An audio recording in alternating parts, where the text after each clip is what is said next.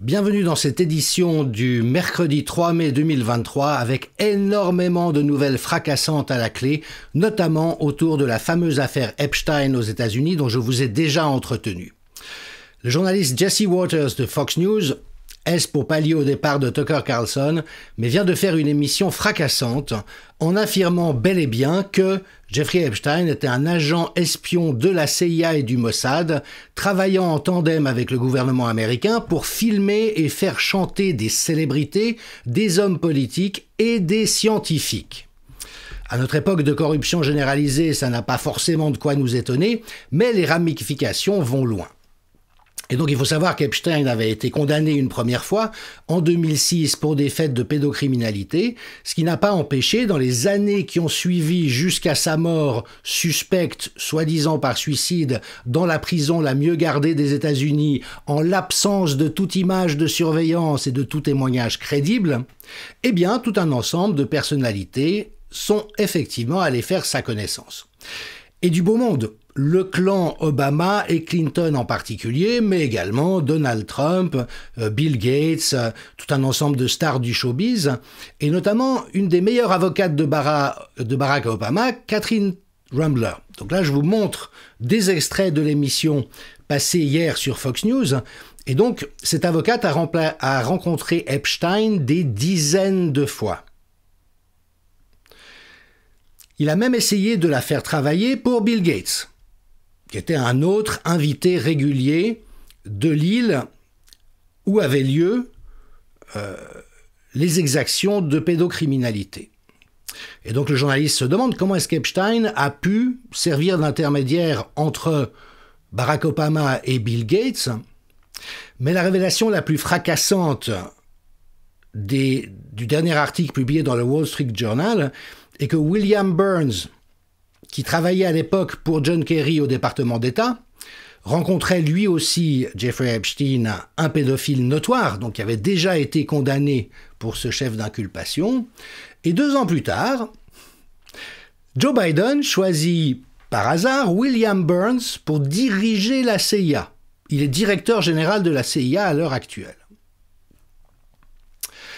Alors évidemment, la question a été posée à William Burns, pourquoi est-ce qu'il rencontrait un pédophile condamné dans son hôtel particulier de Manhattan? Et la réponse fait tomber les chaussettes.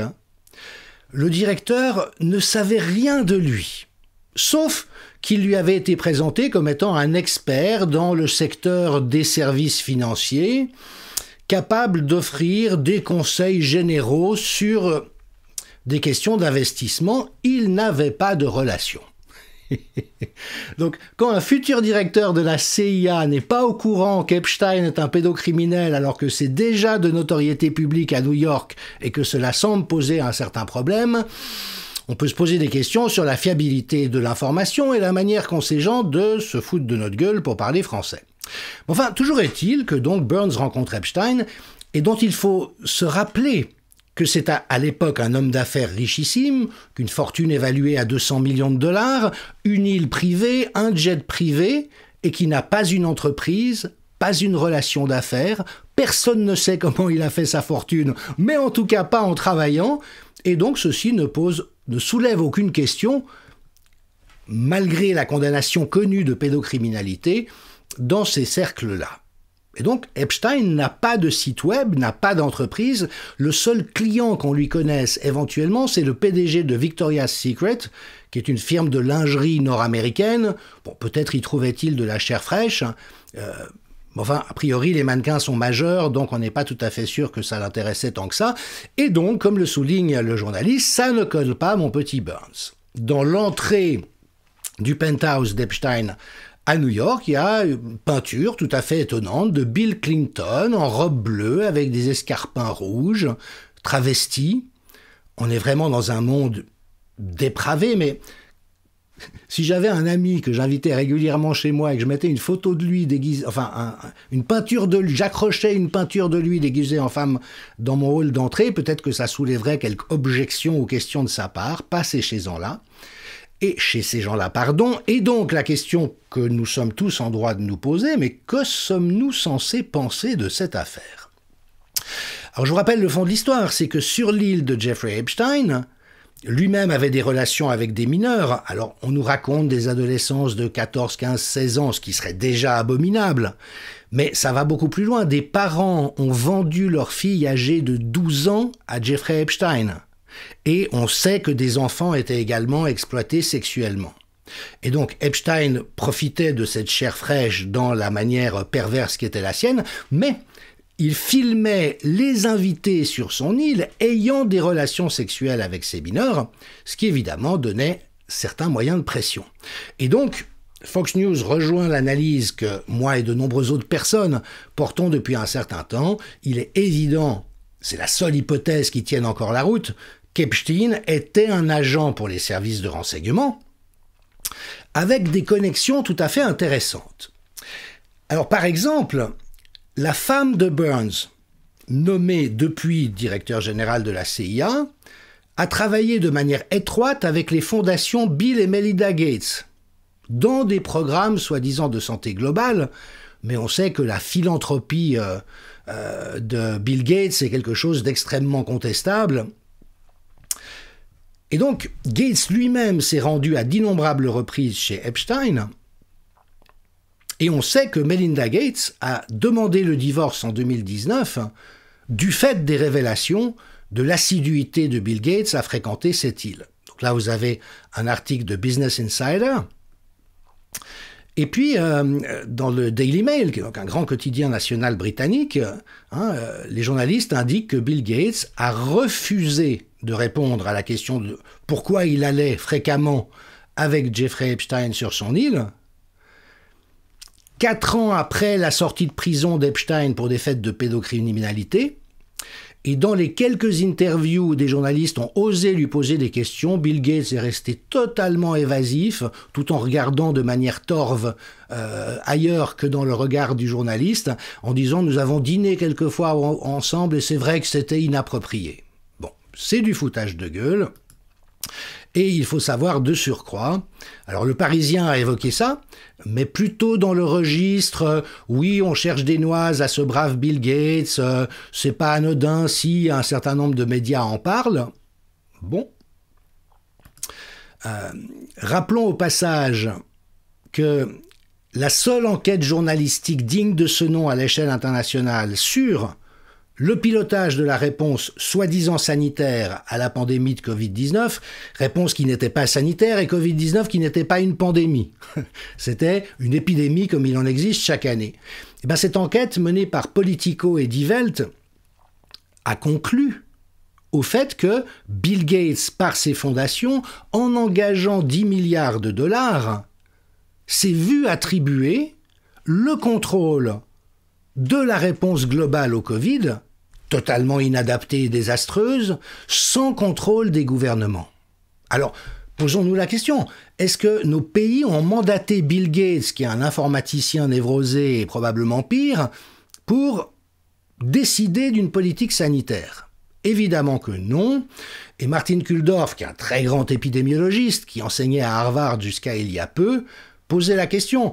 La professeure Sunetra Gupta d'Oxford est la meilleure épidémiologiste des maladies infectieuses à travers le monde. Pourquoi est-ce que ça n'est pas vers elle qu'on s'est tourné, mais vers des individus comme Jeremy Farrar, qui est une crapule qui est à l'OMS actuellement, Bill Gates, je dis crapule parce qu'il a falsifié un ensemble de recherches, notamment pour faire obstruction à la découverte que le SARS-CoV-2 avait bien été créé de manière synthétique au laboratoire de Wuhan.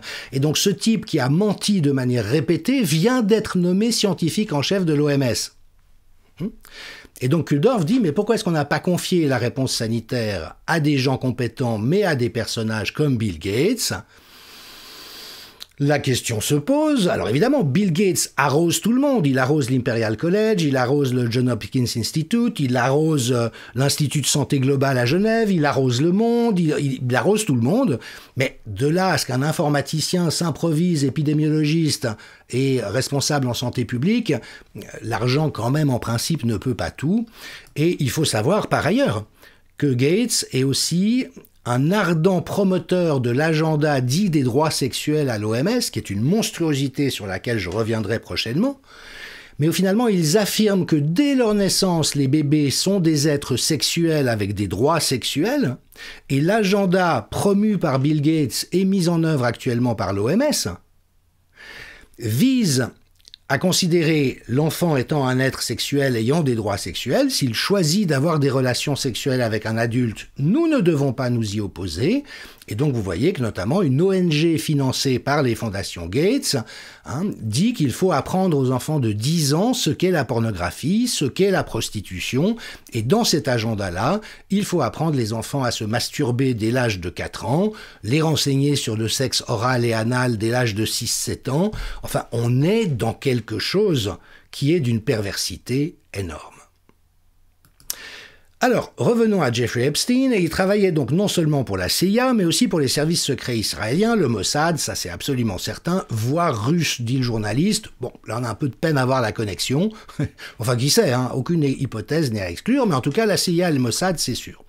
Je vous ai expliqué il y a quelques jours comment Libération, le journal en France, a à sa tête aujourd'hui comme directeur de la rédaction un ancien des services secrets israéliens, et comment la confidence qu'avaient eue Roland Dumas et François Mitterrand ensemble désignait Edoui Plenel, qui était au Monde à l'époque, comme étant un agent de la CIA.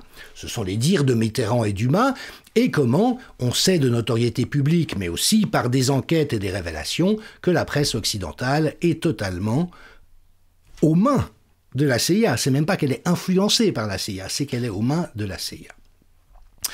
Et donc, la conclusion à laquelle nous devons arriver, c'est que le gouvernement américain a autorisé un agent, Epstein, doté d'une fortune de 200 millions de dollars, ça suffit, pas besoin de milliards, pour l'autoriser à trafiquer et abuser d'adolescentes. Et ça encore, c'est un understatement. Une fille de 12 ans, n'est pas une adolescente.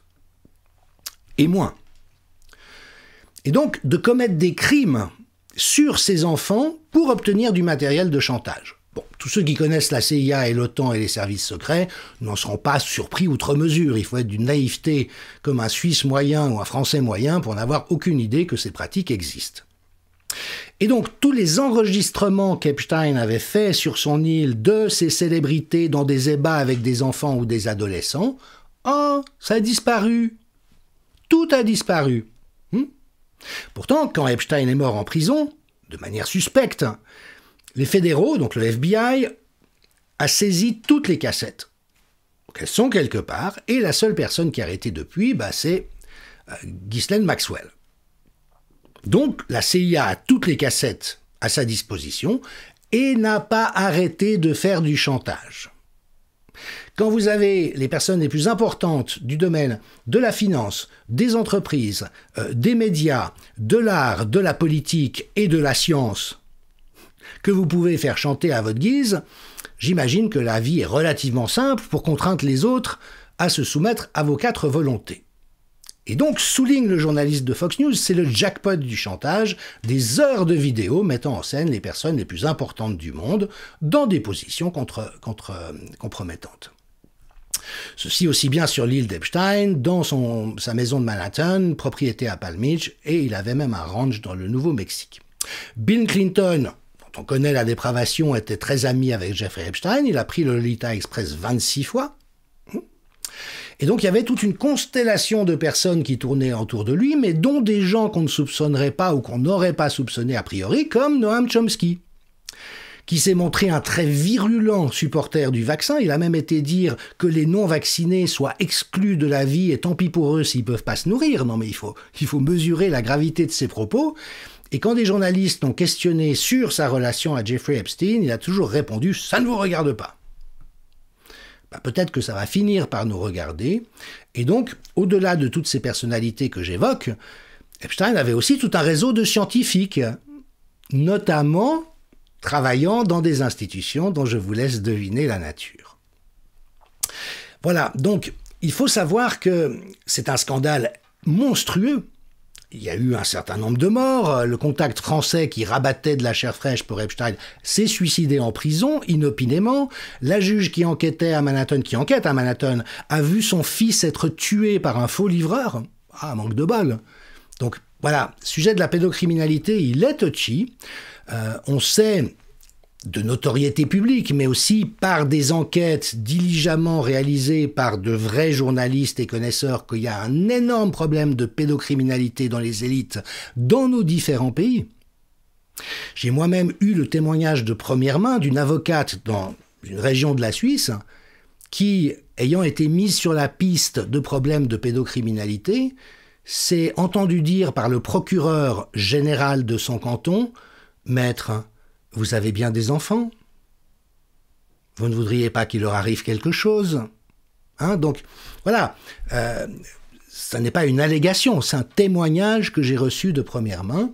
Et il y a quelques courageux qui osent aborder le sujet. On meurt vite quand on aborde ces questions-là, mais notamment Karl Zero en France, qui essaye de faire la lumière sur ces réseaux pédocriminels qui existent beaucoup dans les pseudo-élites au pouvoir, et on sait qu'il y a des systèmes de couverture, notamment dans l'appareil judiciaire.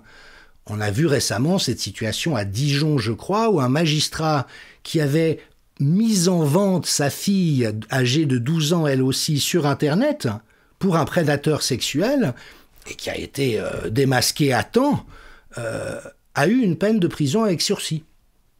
Et donc, ce que disent les gens autorisés, c'est qu'il y a des réseaux au sein de la magistrature et des cercles politiques au pouvoir et des dirigeants. L'Ordre des médecins a été impliqué dans des scandales pédocriminels. La radio-télévision suisse romande a été un repère de pédocriminels. Libération a couvert des agissements pédocriminels de leurs journalistes. Donc vous voyez, nous n'inventons rien. Et donc Karl Zero a parlé de la France en tant que pédoland. Voilà, il y a une impunité et des réseaux de soutien. Alors évidemment que la presse s'est jetée sur l'occasion pour nier ça en bloc. Marianne, on a regardé 1 sur 5, le docu de Karl Zero, mais bon, il n'y a rien de sérieux, c'est financé par une cagnotte en ligne. Conspiracy Watch, évidemment, Karl Zero voit des réseaux partout, et Epstein, il est mort de sa belle mort en prison. Donc il faut bien comprendre que la presse aujourd'hui, et a fortiori des officines de propagande comme Conspiracy Watch, ont pour unique fonction de nier la réalité des problèmes qu'ils se posent. Alors rien de tout cela n'est nouveau. Le journaliste Dylan Howard avec Melissa Cronini et James Robertson avait publié un livre sur l'affaire Epstein en disant les hommes morts ne racontent pas d'histoire. Mensonges, espionnage et chantage, livre qui a été traduit en français au Jardin des Livres, il est très bien documenté, il va probablement pas aussi loin que la réalité telle qu'elle est en train d'émerger, parce qu'effectivement, alors qu'on disait que au fond il s'agissait de pelotage de jeunes adolescentes, ce qui déjà en soi serait abominable, ça va beaucoup plus loin, et donc vous voyez, The Sun, d'aujourd'hui, aux États-Unis, qui révèle comment il y avait de la distribution de pornographie d'enfants et de nourrissons sur l'île d'Epstein. Et que ces victimes, ce sont des victimes qui témoignent, disent que le FBI n'est pas intervenu, n'a rien fait par rapport à la gravité de la situation. Et donc, quelques survivants de l'île pédocriminelle d'Epstein ont envoyé une lettre au procureur général Merrick Garland, au directeur du FBI, et à l'inspecteur général du département de la justice pour leur rappeler la gravité absolue des faits. Tucker Carlson, qui avait évidemment abordé cette affaire, lui révèle que le procureur a clos l'investigation sur les conditions de sa mort, alors qu'une connaissance de Tucker Carlson, qui a été une des dernières personnes à parler avec Epstein, le jour même où il a été tué, a rapporté le fait qu'Epstein était sûr de pouvoir sortir de prison rapidement. Effectivement, on se suicide dans ce genre de cas. Alors évidemment, tous les propagandistes de circonstances font leur boulot, donc Conspiracy Watch, mais qui de nouveau est une officine de désinformation délibérée d'une malhonnêteté profonde. Donc Epstein, 2 Américains sur 5 penchent pour la thèse du complot. Mort de Jeffrey Epstein, résister à l'intimidation complotiste. Et là, il faut ouvrir les yeux sur ce qu'est Conspiracy Watch. Je ferai aussi des émissions sur cette officine. En rappelant, j'ai co-préfacé avec Ariane Biran la traduction en français du livre de Lance DeHaven Smith, professeur de sciences politiques aux États-Unis, qui raconte comment la théorie du complot, l'accusation de complotiste, est un outil de contrôle de la pensée qui vise systématiquement à couvrir de la criminalité d'État. Les crimes d'État contre la démocratie, les crimes d'État bureaucratiques dans l'administration, dès qu'il y en a, vous avez des gens comme Rudi Reichstadt, est-il conscient ou pas d'être manipulé, c'est la seule question qui se pose, mais qui vont être envoyés au créneau pour dire « c'est conspirationniste d'envisager une chose pareille ». Et ça, évidemment que c'est scandaleux, et je veux dire, toute personne qui prête crédit à ce que racontent des gens comme Rudi Reichstadt doivent vraiment faire un suivi psychologique pour comprendre ce qu'il en est de leur capacité de discernement. Mais s'il y avait qu'une officine comme Conspiracy Watch, bon, bah, à la limite, ça serait pittoresque dans le paysage. Étant moi-même attaché à la liberté d'expression, je vais pas requérir qu'on censure M. Reichstadt, je veux juste qu'on l'écoute pour ce qu'il est, c'est-à-dire un truand de l'information. Hein, un recycleur, un blanchisseur de matériel de terrorisme intellectuel. Et pour le reste, on le sait, je vous en ai déjà parlé, donc l'ancien directeur de la CIA, William Colby, disait « La CIA possède tous les médias d'importance dans tous les pays occidentaux ». Journaliste Louis Wolff, dans les années 80, et l'agent Stockwell ont exposé une opération dans laquelle la CIA était impliquée avec cette phrase extraordinaire « Cela dépasse votre imagination la plus folle, la réalité de l'étendue dans laquelle se rend la CIA pour manipuler l'opinion publique. » Bon, nous on en est conscients.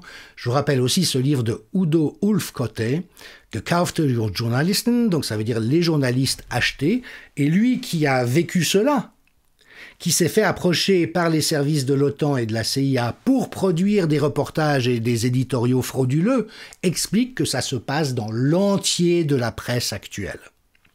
Alors, rendons justice aux journalistes sur des sujets périphériques, comme la migraine du ver de terre, ou un événement culturel, ou un phénomène de société, évidemment qu'il y a encore des journalistes honnêtes qui font bien leur travail. Mais ce qu'il faut savoir aujourd'hui, c'est qu'aucun journal en Occident ne vous parle de l'essentiel, ne vous parle de la réalité des choses, et c'est la raison d'être de cette nouvelle Web TV, où moi je vais vous entretenir, ce n'est pas mon travail, je suis socio-anthropologue, donc Dieu sait si je sais décrypter les phénomènes de société, mais où moi je vais m'attacher à vous restituer une information loyale et de qualité, en rappelant pour terminer, et demain je déclinerai dans l'émission du jour la réalité de cette instrumentalisation et de cette malhonnêteté générique de la presse, mais cette phrase terrible de Julian Assange qui croupit en prison comme exemple pour les autres journalistes des lignes rouges à ne pas franchir, où lui témoignait « Chaque guerre au cours des 50 dernières années a été le résultat des mensonges des médias, et maintenant, vous savez qui il y a derrière le mensonge des médias. » Donc au fond, cette affaire Epstein qu'on a essayé de faire passer comme étant quelque chose d'anecdotique, réunissant des mondains dans un contexte de dépravation sexuelle, n'a évidemment rien à voir avec ça. C'est à partir de là, et comme ce n'est pas le seul moyen de pression évidemment, mais il est massif, que la désinformation généralisée, que le mensonge médiatique permanent duquel nous sommes captifs, est mis en œuvre et est orchestré. Bonne journée à vous et à demain.